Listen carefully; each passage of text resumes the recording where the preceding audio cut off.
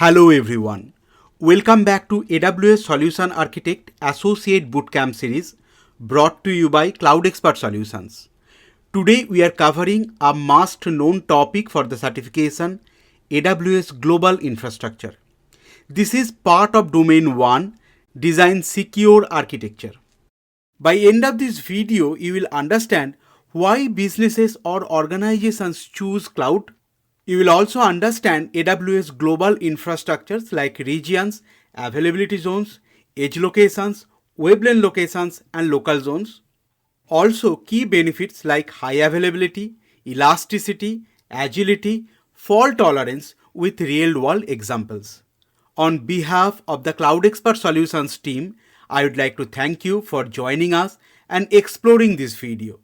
If you have already subscribed to our channel, thank you from the bottom of our hearts. It truly means a lot to our team. If you haven't subscribed yet, we kindly invite you to do so and gain access to premium cloud courses and certification bootcamps, all for free. This is a high weightage topic, so please pay close attention. I'll also share exam tricks to remember key points.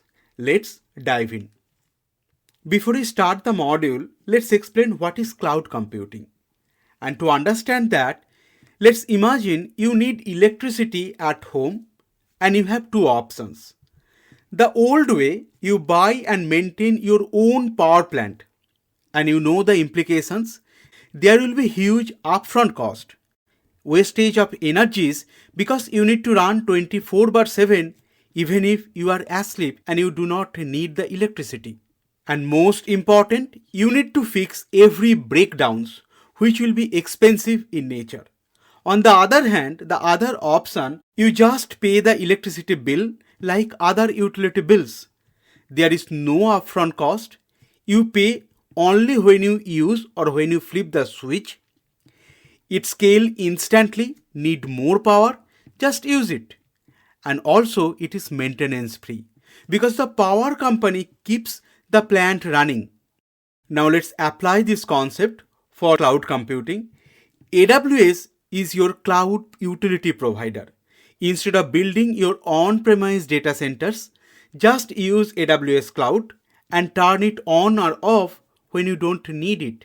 If you need servers, instead of purchasing those compute capacities or physical servers in your on-premises, use Amazon EC2s, which is a virtual machine.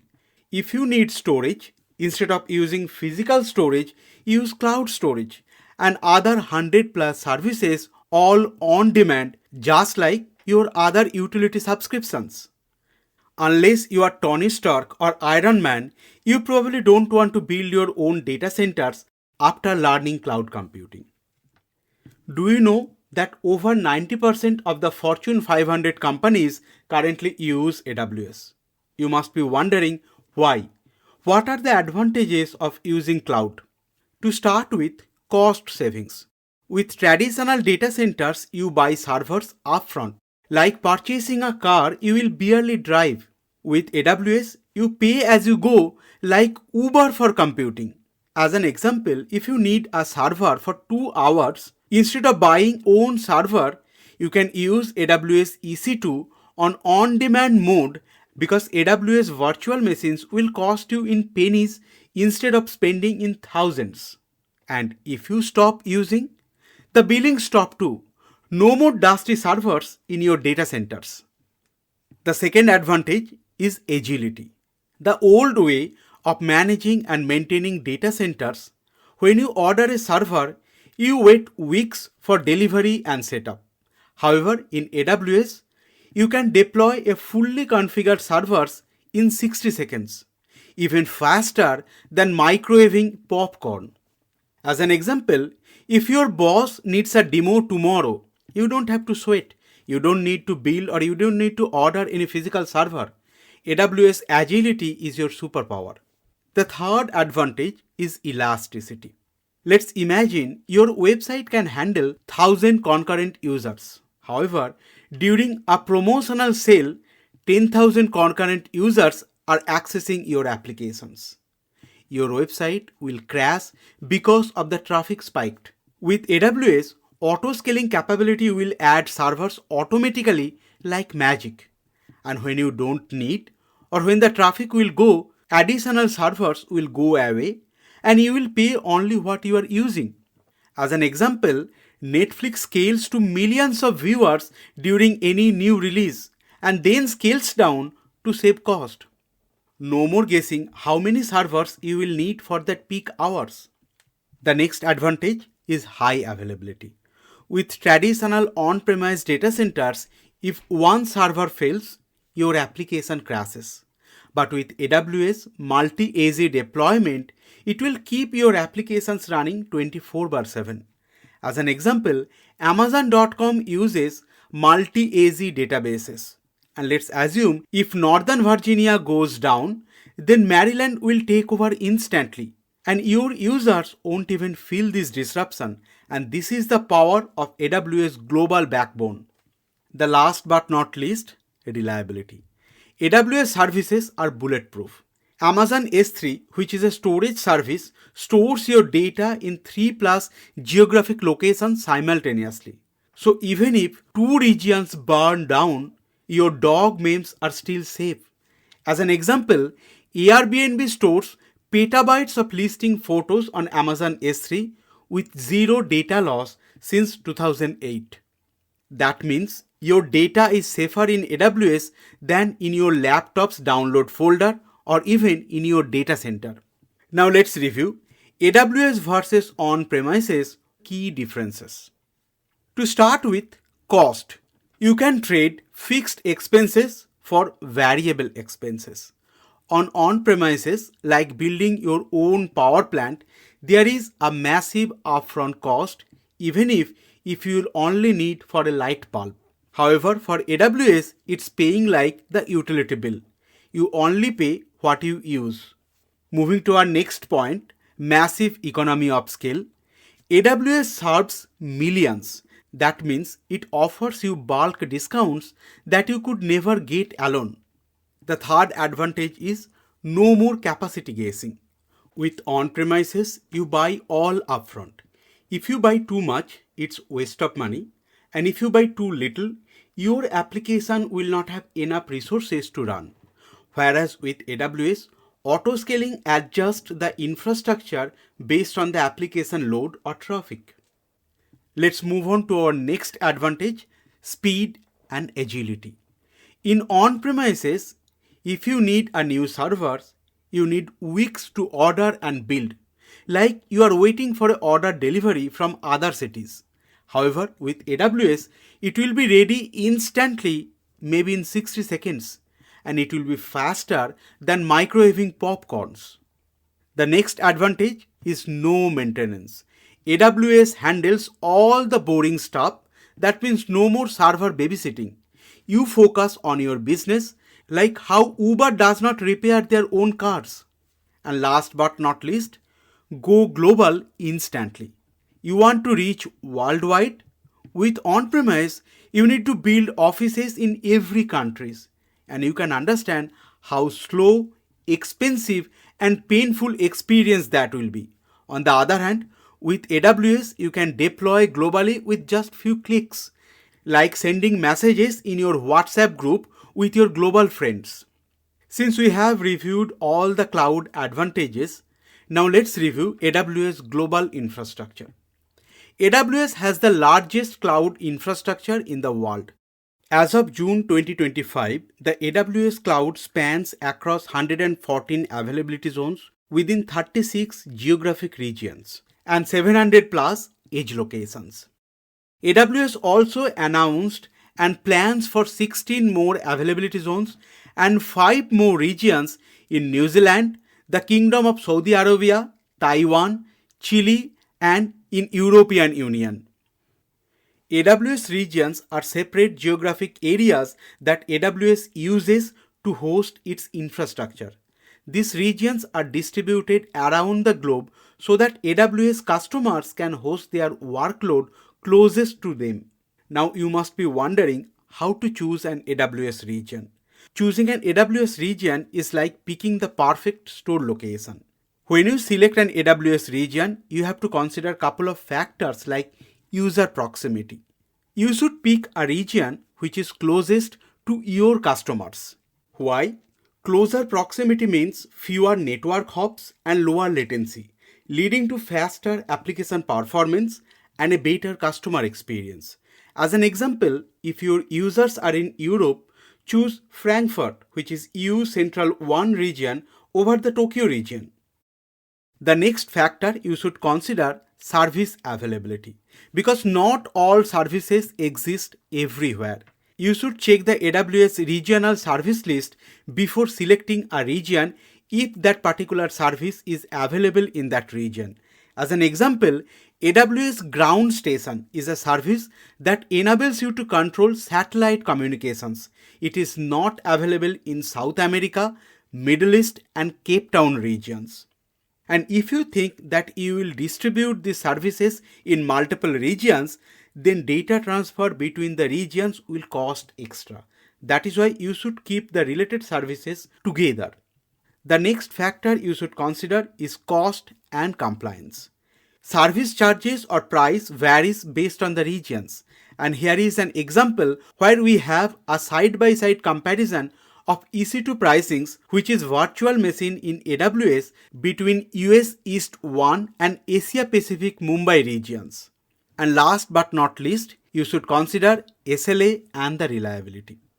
Before choosing any AWS region, you should validate if the selected region offers enough availability zones for your need. As an example, AWS US East 1 Northern Virginia has 6 availability zones, whereas US East 2 Ohio or US West 1 Northern California has 3 availability zones each. Talking about availability zones, let's understand what is AWS availability zone. An availability zone or AZ is a cluster of one or more data centers with independent power, cooling, and networking. Each AWS region has at least 3 availability zones designed to be physically separated by 100 kilometers or 60 miles or more to ensure fault tolerance. Availability zones within a region are connected through high bandwidth, low latency, and encrypted links. This design makes it extremely rare for 2 availability zones to fail at the same time. When you are building your application in AWS, always distribute them across multiple availability zones to ensure high availability. There is a common misconception that availability zones are same as data center.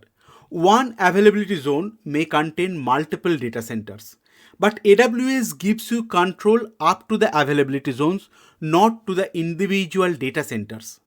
When you launch an EC2 instance, you choose the region and the availability zone, and AWS handles placement within the underlying data center infrastructure. Let's understand what is edge location. AWS edge locations are global site where AWS caches your content for faster delivery and reduce latency. These edge locations are connected to AWS region via a high-speed, redundant backbone network. Let's understand with an example. Let's assume that we have one web application or the web server at Northern American region. Now you have customers globally, and let's assume that user 1 is trying to access the content from America, whereas user 2 is trying to access from Australia and user 3 is from South America. For the first time, when they will access the web page, all the static content, maybe the images, high quality videos, they will be accessed from the web server, and then AWS will cache this content to the edge locations, such that when the consecutive users will try to access that content, instead of fetching from the Northern America or from the web server, it will be served from the local edge locations, and it will reduce latency and it will provide an improved experience for your customers. Here is an exam tip. You should remember that edge locations are only for content caching. You can't launch EC2 instance or databases on any AWS edge locations. They are built purely to speed up the content delivery, not to host any virtual machines or any database servers. Next, let's review AWS local zones. When you need ultra low latency for applications like gaming or live video, AWS Local Zones is the solution. Local zones extend AWS services closer to large population centers for applications that require single-digit millisecond latency. As of 2025, AWS has 33 local zones globally, and these are distributed across 17 locations in United States and 16 international locations including cities like Auckland, Bangkok, Copenhagen, Delhi, Hamburg, Helsinki, Kolkata, Lagos, Muscat, Perth, Warsaw and others. You can run virtual machines, databases and network drives, but not all AWS services in these local zones. Getting confused with AWS availability zones and local zones?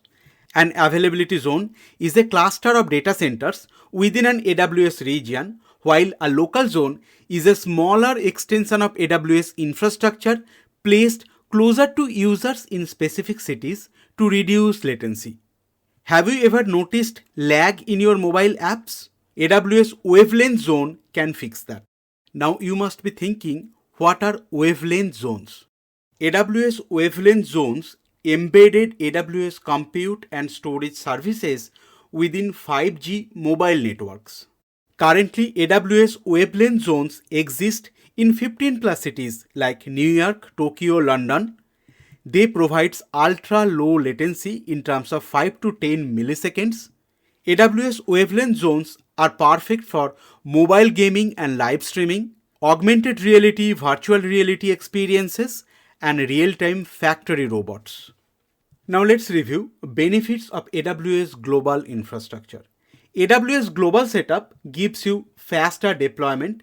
You can launch resources closer to your users.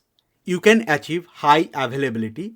If one availability zone fails, other will keep running and it will make your system or application available 24/7. And last but not least, global reach.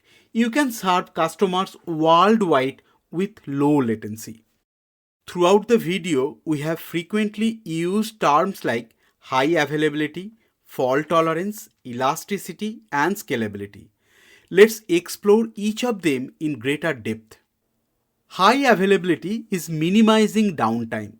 As a real-life example, like hospitals with backup power when the power grid fails, because you cannot disrupt power for all those intensive care units or ICUs. Similarly, with AWS multi-AZ deployments, if one availability zone in Northern Virginia fails, the other availability zone will take over. The next is fault tolerance. Fault tolerance is equivalent to zero downtime. Fault tolerance refers to a system's ability to continue operating properly even if one or more components fail. Just like a jet that can keep flying safely even if one engine stops working. A fault-tolerant system is designed with built-in redundancy to handle unexpected failures without service disruption.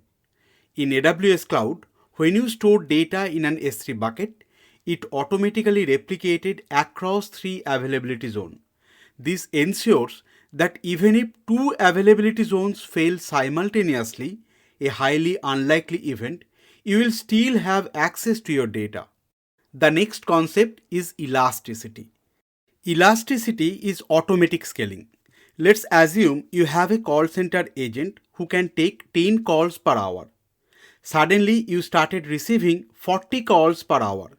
The system will clone your agent and automatically adds 3 more agents to match the demand. When the traffic drops, it scales back down. This ensures a smooth user experience without added wait time. Earlier we saw elasticity scale out by adding more agents. Scalability means boosting the same agent's capacity to handle more calls without increasing the number of agents. It's about doing more with the same number but with additional resources. That means it will grow in size. As an example, if you have a virtual machine with 2 vCPU and 2 GB of RAM, When more requests will come, you can upgrade that virtual machines to 4 vCPU and 8 GB of RAM. Now, these terms confuses many exam takers. That is why it's very important to understand the difference between high availability and fault tolerance. You should remember high availability is to minimize the downtime, whereas fault tolerance is zero downtime. During your exam, if you got a question which means no downtime, then think about fault tolerance. Another common exam mix-up is elasticity versus scalability. Elasticity is automatic scaling, whereas scalability is manual scaling. If the exam question asks automatically adjust the capacity, it is elasticity, not scalability. That wraps up this module. If you found this video helpful, please give it a thumbs up and subscribe for more AWS exam preparation courses and cloud certification bootcamps. Got questions or feedback? Drop them in the comment. We love to hear from you. Thanks for learning with us at Cloud Expert Solutions. You are now one step closer to crushing your exam. See you in the next module.